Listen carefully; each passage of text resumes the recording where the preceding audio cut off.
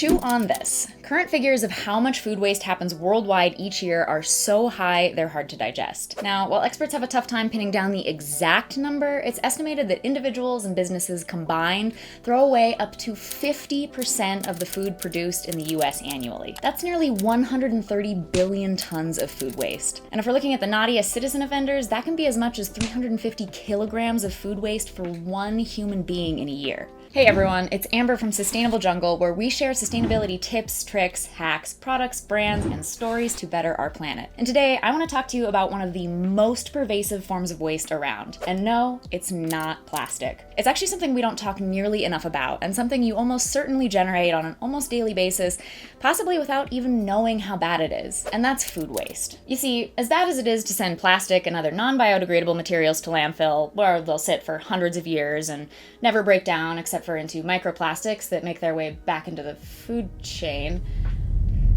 Somehow it's actually even worse to send organic materials to landfill. And sure, these sorts of things will actually break down there, but the problem is how they break down in a landfill environment. Basically, every single day, tons of new waste is going to be piled on top of your banana peels and your veggie scraps, and this is going to create an oxygen-free environment or an anaerobic environment. And here's the kicker. When organic matter biodegrades anaerobically, it releases methane gas. You know, the same stuff that we decry cow farts and animal agriculture for accelerating climate change with.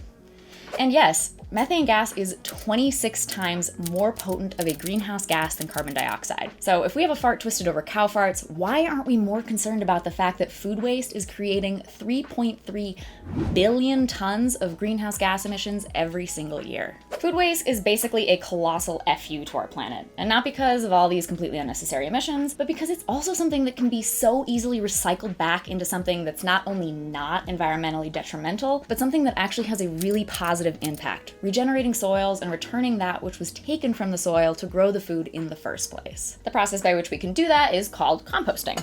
But I'm not here to talk to you about composting today, though if you don't compost, I really cannot stress getting into it enough. I'm personally of the belief that anyone, anywhere can compost with the right setup for your lifestyle. After all, I live in a 400 square foot tiny house on a rented lot, and I can do it. So if I can, you can too. But I also get that maybe you're just not at the point in your life to start that endeavor. Or maybe you're just looking to get maximum use out of your food before sending it to the compost pile. And that's awesome. Me too. That's why I'm here today to give you a whole bunch of tips of how you can reuse super common food scraps, either as a permanent solution to them or as a step to get a little bit of extra life out of them before they hit the compost. For example, if you're making vegetable stocks from veggie scrap, you're going to have to dispose of those steep scraps eventually, but the idea is to get as many reuses out of the things as you can before having to dispose of them. And hopefully you'll be replacing some other wasteful purchase in the process as well. So going back to the stock example, if you make your own, you'll no longer need to buy cans or those unrecyclable coated cartons of stock from the grocery store. So break out your note-taking materials because this one is packed with pro tips. First up, we have eggshells. Now, if I had to pick only one food to eat for the rest of my life, it would probably be eggs. I love them so much that I started raising my own quail so that I can have a self-sufficient source of them. And I know a lot of people are right there with me, which is why eggshells is a hugely common source of food waste. And unfortunately not one that biodegrades very quickly, at least compared to some other kitchen scraps in my experience. In 2018, global egg consumption generated approximately 8.58 million metric tons of eggshell waste.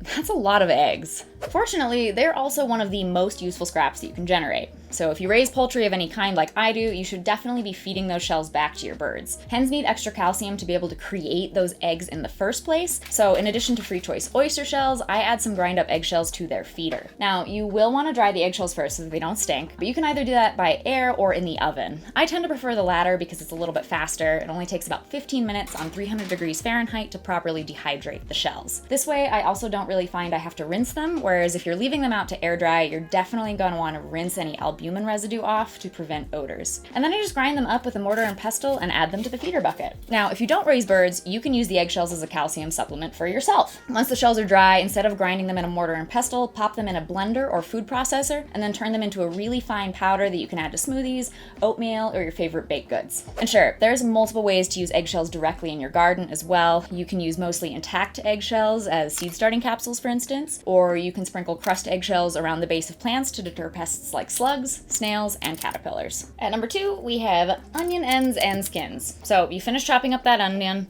hold on, wipe the eyes. And then you're left with this little end. But what do you do with that? Well, first you can use it to regrow an onion. You actually just place the root end down in water, and then you can either prop it up with a cup or use toothpicks to ensure the roots are only touching the water. Otherwise, the whole thing gets really soggy and slimy. And then after a while of setting it in a sunny windowsill, you'll notice some new sprouts starting to form on the top. Once they get large enough, you just plant them in your garden. These onions are actually little results from sprouted ones that I had done last year, and then they came up this spring.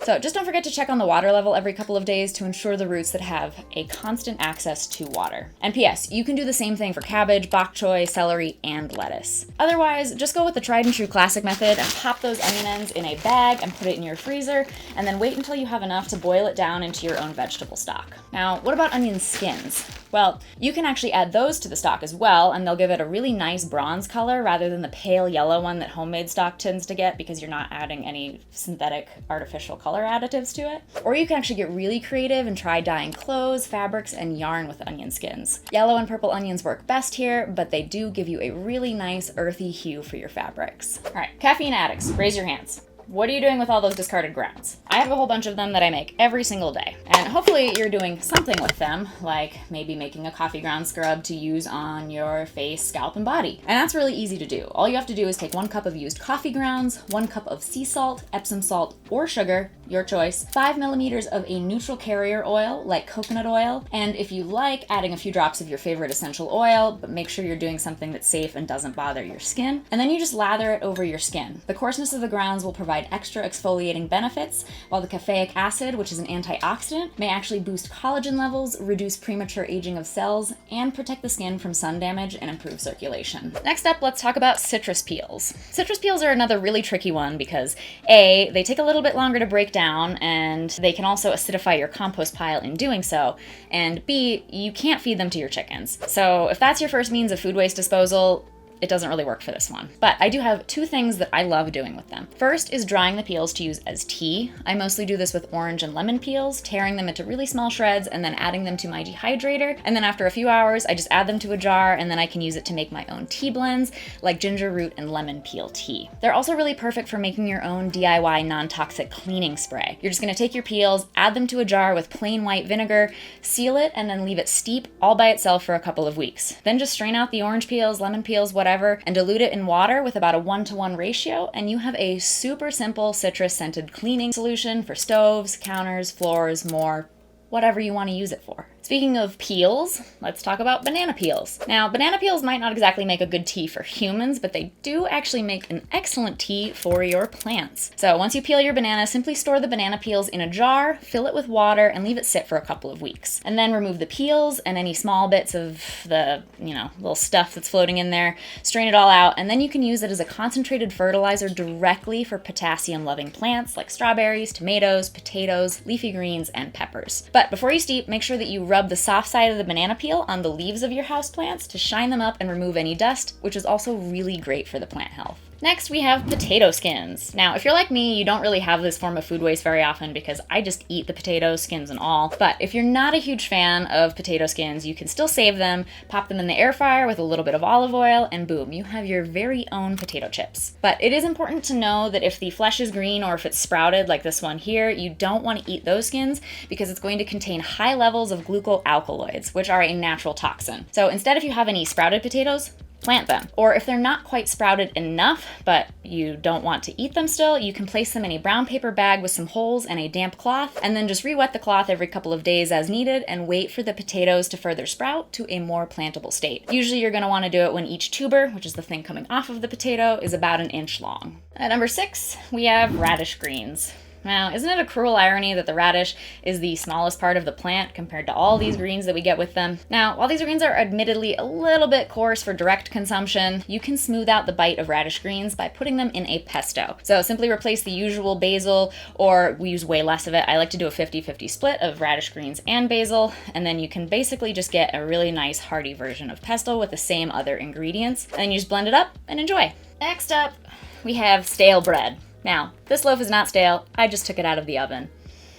But if it were, I could take it and I could dry it with some olive oil and herbs and make it into breadcrumbs and croutons. The same thing is going to go for crackers and cracker crumbs. Just be careful and inspect these items to make sure that there's no mold on them before you do that. Stale is fine, mold is not. At number 9, we have strawberry tops. And honestly, just eat them.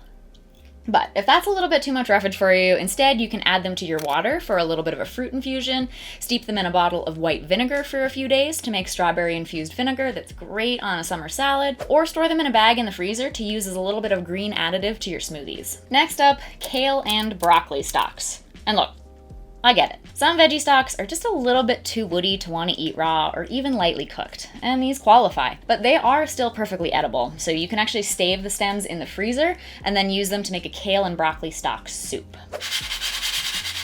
Hear that?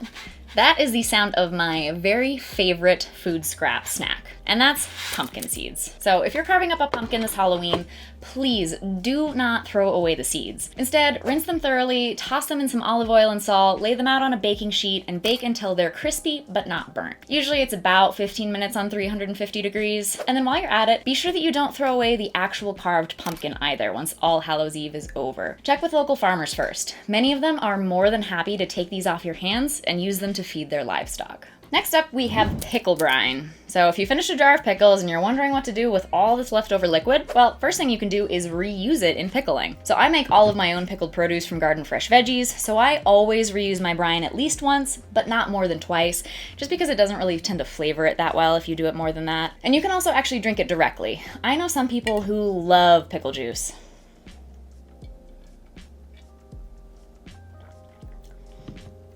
Personally, it's not really my vibe, but hey. You do you, and if it helps you reduce your own food waste, fantastic. Alternatively, you can also use it to brine meat or poultry before grilling or barbecuing, which is said to reduce the number of HCA carcinogenic compounds which form when you're grilling meat over really high heat. Number 13, we have avocado pits and skins. Now, avocado pits may seem like a really big bulbous waste of what could otherwise be perfectly good avocado toast material, but they actually do have a ton of uses. If you grind the pits up and mix them in water, you can create a shampoo-like consistency, and then you can use it to clean and moisturize your hair. Or you can dry and grind the pits, then mix them with other ingredients to create a facial mask that helps remove dead skin cells and smooth out the skin. Now you can also use the pits to use as a natural fabric dye, which can produce a lovely pink color, surprisingly enough. If you live in a hot climate where it's actually suitable enough to grow avocados, you can obviously use the pits to regrow an avocado plant. Simply pierce the pit with some toothpicks, place it in a glass of water, and wait for the root and stems to sprout. As for avocado skins, add them to your nighttime bath soak for a little extra moisturizing power, or rub the skins directly all over your face to exfoliate and moisturize your skin. Moving right along to melon rinds. Just peel the rinds and stuff them in a jar, add some salt, water, and spices if desired, or you can even use your discarded pickle juice like we talked about a couple items ago, and then you can let the jar sit for a few days. The naturally occurring bacteria on the watermelon will ferment the rinds into tangy pickles. Number 15, apple peels and cores. So make jam from apple peels and cores, or you can add them to a jar with a spoonful of sugar and some water, and then completely cover the scraps and ferment them for a couple of weeks into your very own apple cider vinegar. In fact, you can use almost all fruit scraps to make scrap vinegar, such as pears or pineapples, so you can do some really creative things, especially if you like vinegars on salads. Next, we have meat bones. Now, unfortunately, meat scraps are one of the harder things to deal with because you can't compost them, unless, that is, you want a really stinky pile that attracts critters. And you also can't really feed them reliably to animals. So for instance, if you have a dog, sure, you could feed them steak bones, but you can't safely feed them chicken bones. But instead, you can boil your bones with salt and water to make your very own bone broth. I like to do this in a crock pot over a longer period of time, like 12-ish hours, because it enhances the flavor of the broth. Also be sure to add a splash of vinegar to help draw the minerals out of the bones when you're doing that. As for the leftover bones, you can puree the now soft bones in a broth until it's completely smooth, and then you can give it to your dog for a treat. But again, don't do that with chicken bones, please. Now we've dealt with the bones, but what about the fat scraps? As for that really big edge of fat that you cut off, you can render that down into your very own beef tallow to use for cooking, or even making candles, soaps, and skin moisturizing products. But because it takes a little bit of time to build up enough fat to make that whole process worthwhile, you can store your fat scraps in the freezer until you have enough, and then just pop them in an oversized stock pot. You really want it to be very oversized to prevent fat splatter, and then you're going to cook it on the lowest heat setting for about 2 to 3 hours, depending on the size of the batch, stirring it occasionally occasionally throughout. And then afterwards, just use a slotted spoon to remove the crispy fat pieces, which are called cracklings, and then discard them, and then finish with a fine mesh strainer to strain the tallow into a clean jar. If you're on the vegan milk train and like to make your own almond milk, dry the leftover almond pulp in the oven and then grind it up into almond flour to reuse. Or if you're an avid sourdough baker like myself, as in I literally don't buy store-bought bread anymore, you always have the problem of that pesky discard each and every time you have to feed your starter, which can be as often as twice a day, or if you're like me, where you only really bake every week, only once a week. But either way, I don't like throwing away the sourdough starter. So instead, I put the excess discard into a bowl and I use it to make sourdough buckwheat pancakes. Just add a little bit of extra buckwheat flour, some whey protein powder, raw milk, mix, and boom. The perfect pancake. And there is actually tons of different baked good recipes out there that help you utilize sourdough discard, so please, help make your sourdough circular. Now here's a form of food waste we all dread.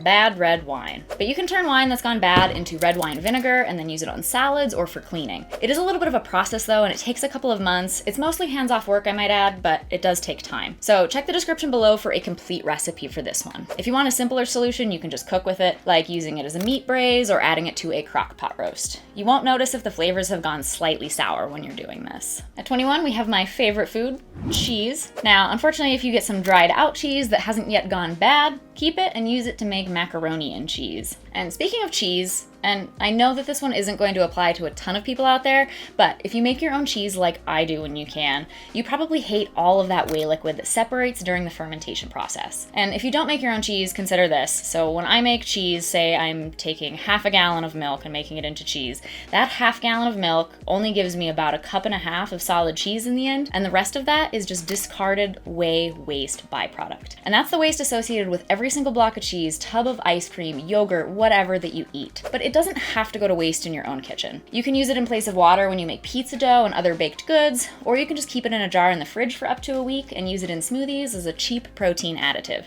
I mean, have you seen what they charge for whey protein powder these days? Now, if you have things like wilting carrots, zucchini, or parsnips, these can be shredded and used as a quick bread, muffin, fritter, or pancake additive.